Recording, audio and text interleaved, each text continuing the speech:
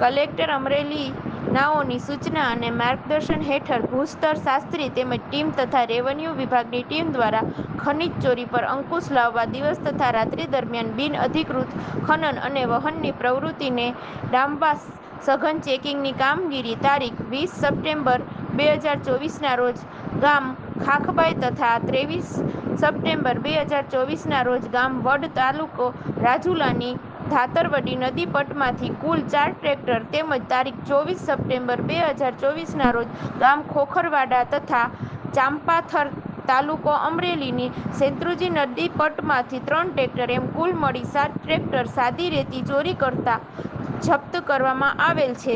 આશરે 28 લાખનો મુદ્દામાલ જપ્ત કરી ખનીજ ચોરી કરનાર ઈસમો સામે કાયદેસરની કાર્યવાહી હાથ ધરવામાં આવેલ છે. રિપોર્ટર ઇલિયાસ કપાસી, અમરેલી.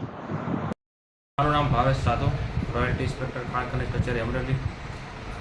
કલેક્ટર શ્રી અમરેલી તથા ભૂસ્તર શાસ્ત્રીની સૂચના અન્વયે અત્રેની કચેરીની ક્ષેત્રીય ટીમ તથા રેવન્યુ ખાતાની ટીમ દ્વારા રાજુલા તાલુકા તથા અમરેલી તાલુકામાં સાદી રેતી ખનીજ ચોરી અન્વયે કાર્યવાહી કરતા છેલ્લા 2-3 દિવસમાં 7 ટ્રેક્ટર ઝડપી પાડેલ છે.